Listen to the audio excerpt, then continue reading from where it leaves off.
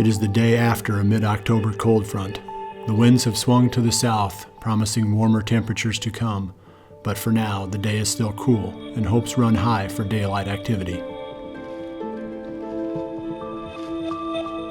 Aaron Warbritton is once again on public land overlooking a buck bedding area, but this time it is in a new location. He has chosen to stay away from the buck nest until the winds are more agreeable. Well, it's October 21st. Came down into our river unit this evening. We're just doing an observation sit tonight. This area right down in here is pretty tough to access. Most of the deer are living down in this old dry riverbed. So tonight we're just watching over a big portion of it. We are in a spot where we could maybe get a shot at one. We got a couple trails coming by us. We're in a little bit of a funnel up here on top of this ridge. So I've got the bow in the tree, but not high hopes of getting a shot. However, we should see some deer from here. As Aaron watches for movement in the marsh, 30 miles to the west, Caleb and Taylor Byers head out in search of a giant 11-pointer.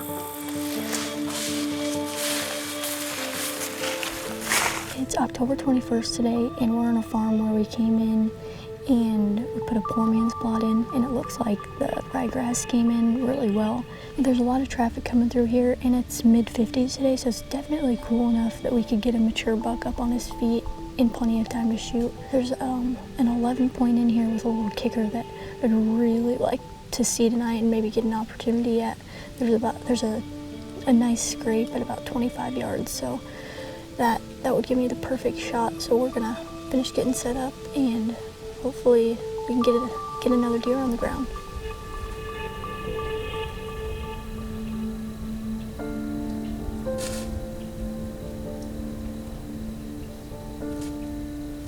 As Caleb and Taylor settle in, 100 miles to the northeast, Jared Mills watches a standing bean field, hoping to see his number one buck, the deer he calls Hermit. Well, it's October 21st, and I'm settled in for the evening hunt. I was also able to get out for a quick hunt yesterday, and I checked cameras before hunting and had some good news. One of the deer that I was hoping would eventually show up finally did. Hermit is back on camera. Jared's history with Hermit dates back to the previous season when he was hunting a giant buck he had nicknamed George Brett. The ranges of the two bucks overlapped, and the younger buck, being the more visible, was a regular on camera and in front of Jared's stands. Jared made the decision to pass Hermit, knowing that he had plenty of upside. Of course, there was the ever-present hope of filling his tag with the big 10-pointer. In the end, the older buck fell off the radar, and Jared found him dead in March. Hermit made it through the 2015 season and now has become Jared's number one target. It's kind of funny, I was going to hunt last night at a different area of the farm, a small secluded food plot. While walking in, I snapped my bow sight off on a branch somehow. So I didn't have a bow, I was just filming obviously. I left the bow back by the truck. But because I wasn't hunting, I decided to go to an observation stand. I climbed up in the redneck over a couple hundred yards away from me, and I could see a long ways, and right around 6 o'clock Hermit actually came out into this food plot that I'm sitting on tonight. It's kind of crazy that he hasn't shown up on any of these cameras, and it kind of looks like he potentially walked by two of them last night, so hopefully he's back. He's finding his main area for the fallback now. So it's been kind of a rush day trying to get a new bow sight, so I'm ready to roll, and I actually brought the decoy tonight. I'm excited. Hopefully I can lay my eyes on Hermit one more time and keep making a game plan for that deer.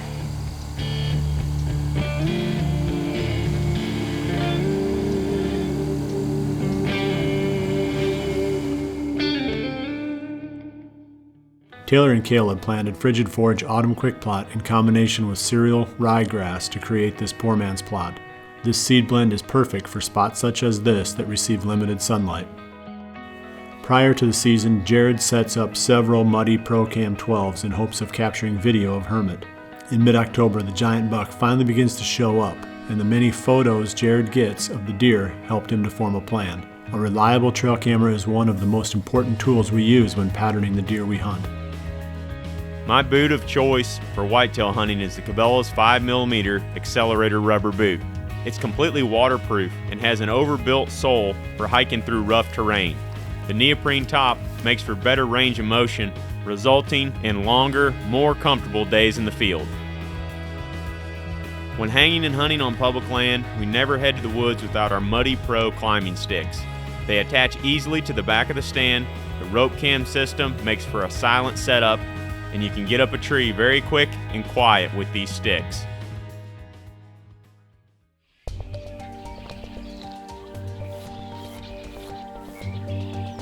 Back at the marsh, Aaron has yet to see a deer, but in front of Jared, the rut's first chase is underway.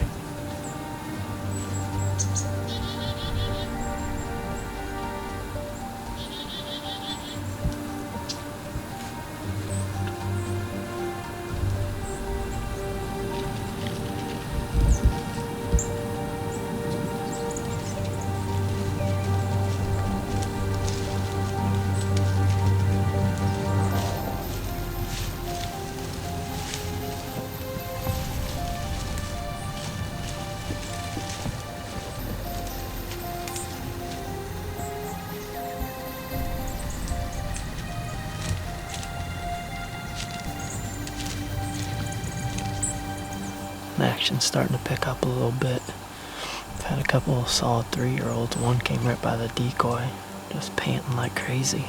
And another one's chasing does around out in the field. So just a little bit after right now is when Hermit came out last night. So hopefully he does the same thing.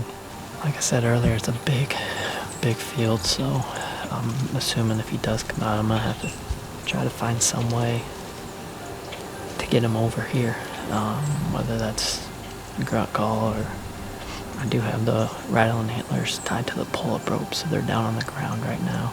Let's just hope he comes out in the first place.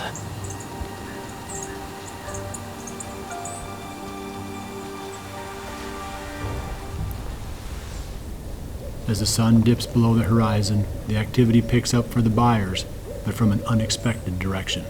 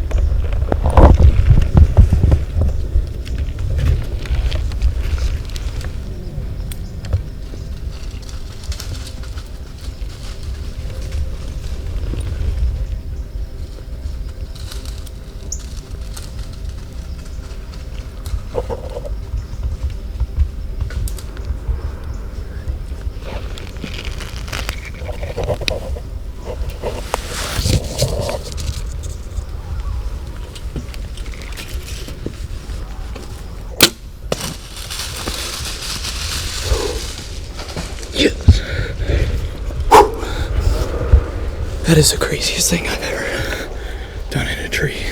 I literally just shot him with Taylor's bow. The stand set up kind of weird because we put in a poor man's spot right here, and it's basically set up. All the deer were supposed to filter through. She gets her shot here, and then they work out to the bean field. But I looked up, and the buck was literally coming right down the edge here, and we knew that once he got to a certain point, there was no way he was going to come to this plot, so she wasn't going to be able to get a shot. So I said, Taylor, I've shot your bow in the yard. I feel comfortable. Just hand me your bow. So we kind of did the old switcheroo, and I just smoked him. Whew. That is awesome. That's a nice deer right there. Whew. I've never shot a deer with a person bow, but that's freaking sweet. The deer we came in to kill.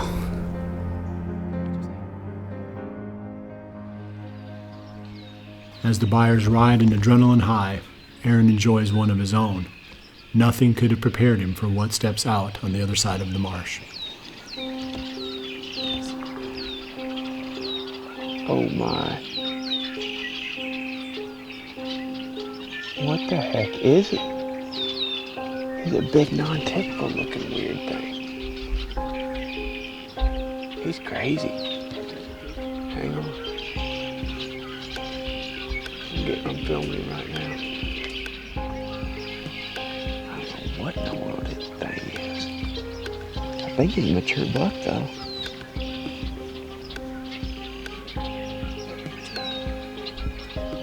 I'm just fixing to work a scrape right there.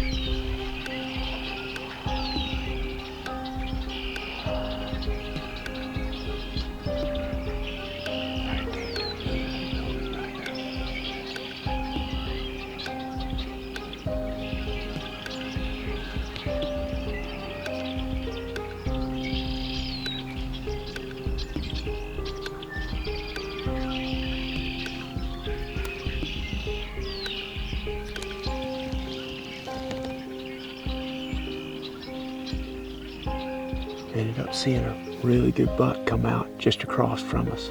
Couldn't tell much about what he had on top of his head other than it was a mature buck. He's either got these drop tines on both sides or he's got these beams that dip way down. I'm not real sure. But he's definitely a mature buck. And he definitely got right out of that bedding area. That's where these bucks have all been, down in here by this lake. So they've been bedded up in these little coves and stuff. Off of the river, and there's a bunch of willows and that in there, and pretty thick. That's right where him and that doe were at. He got up and followed her out a little ways and made a scrape, and then went along this edge 400 or 500 yards from us, a long way. But it's a good sign that we saw one. So somebody may be in there the next couple of days trying to kill that dude. It's a cool buck.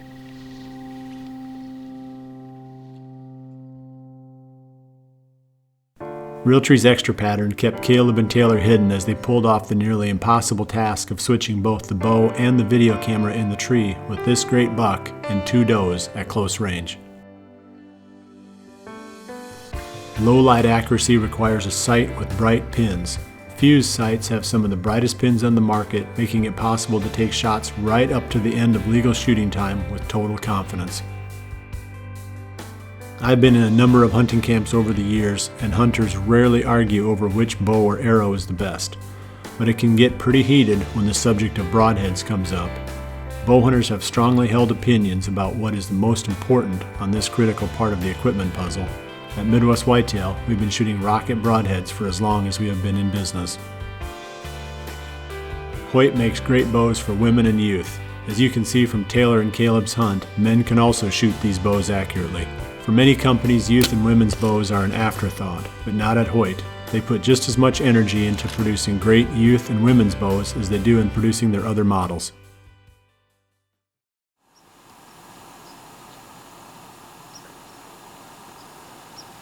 Well, that's about it for tonight. Pretty good movement actually, but it's a fun night to be in the stand. A lot of good pre-rut activity.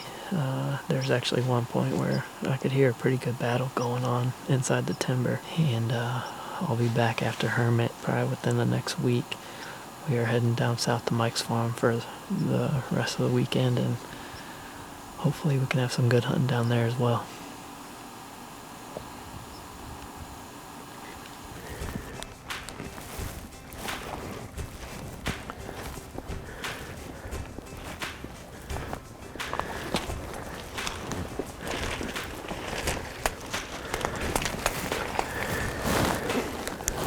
I can see my knock ahead here. We're gonna go ahead and just follow the blood here just for practice. I don't see any sense in just running right over there, so.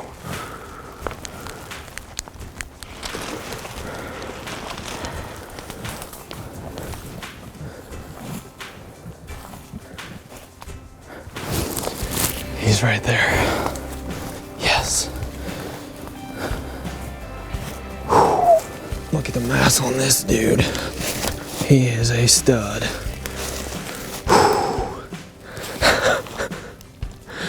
Sorry, Taylor, but this was supposed to be your deer. Man, this buck came out. I seen him working down the edge, and I knew the way he was going, we were probably gonna have to make a switch because there was no way possible she was gonna get a shot. And I waited till the last possible second to do it because I really wanted her to harvest this buck. But I'm definitely not complaining, that's for sure. He ended up stopping perfect for me. I just had to duck a little bit and made a perfect shot on him with her bow. And I couldn't be more excited. This one feels pretty good because that's the first time in that set. And we did a poor man plot there. And we kind of thought we'd have a lot of deer filtering through there. We thought Taylor would end up having kind of a chip shot, but as luck would have it, all the deer kind of crossed into the field about 100 yards from us and then worked right down the edge. Ended up shooting this buck at 30 yards.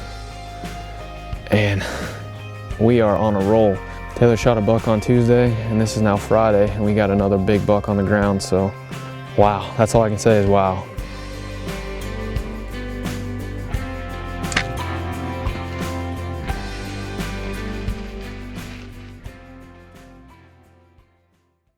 The RTP Genesis seeder permits us to plant all sizes of seeds, from the small stuff found in Big and Beastie all the way up to big seeds like corn and soybeans. It is nice to have this much flexibility in one critical tool. We love redneck blinds because they permit easy shots in every direction. The vertical corner windows make it possible to take shots of any distance without having to raise up or drop down. Also, the increased visibility of all these windows makes the overall experience more enjoyable. I've never liked the idea of dumping minerals on the ground, forcing the deer to eat dirt. Not only is the resulting hole unsightly, it just never made sense. When I switched to trophy rock, I was able to keep my mineral sites off the ground, in my case on stumps. After you have done all you can to reduce the odors on your clothing and on your body, the next logical step is to do all you can to reduce the odors in the air. That is where the ozonics units come in. The ozone emitted drops down over your scent stream and destroys a large amount of the odor molecules that remain. Small diameter arrows like Easton's FMJ series make sense for many reasons. They penetrate very well and drift less in a crosswind. The FMJ is also the perfect weight for whitetail hunting.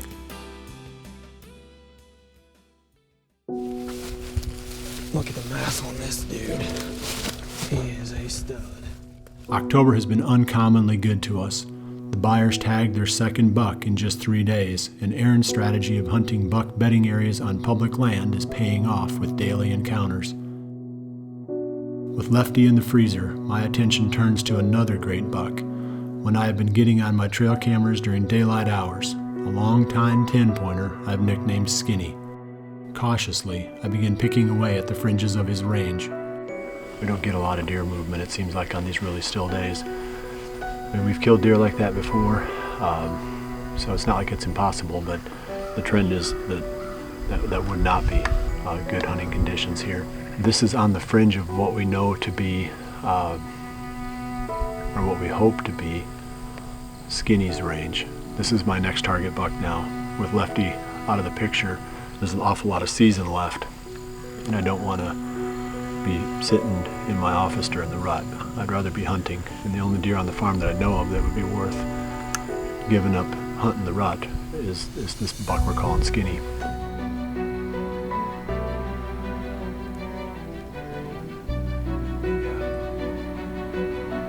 Cold fronts are the fuel that fires the pre-rut.